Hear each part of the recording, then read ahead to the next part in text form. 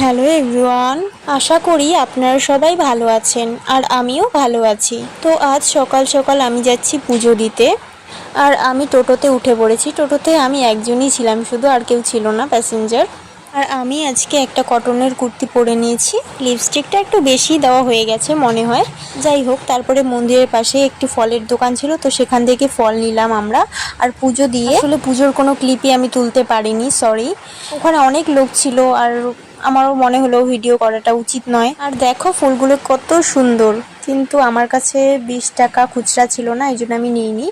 তারপর মদনমোহন বাড়িতে গিয়ে ওখানে ঠাকুর প্রণাম করে কিছু স্মৃতি ক্যামেরা বন্দি করে রাখছিলাম। আর খুব রোদ পড়েছিল, সূর্য মামা জানি না কেন এত তাপ দিচ্ছেন। মন্দির প্রাঙ্গণে এসে খুবই শান্তি লাগছিল, চারপাশ সবুজে সবুজ, তার মাঝে মন্দির, বেশ লাগছিল। তোমরা কে কে মদনমোহন বাড়িতে এসেছো তা অবশ্যই কমেন্টে বলবে।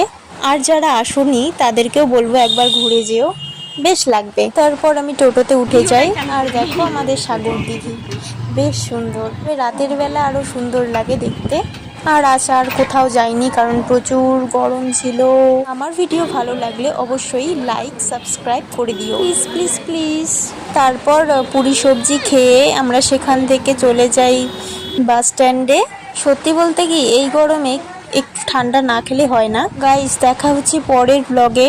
আশা করি ব্লগটা তোমাদের ভালো লেগেছে।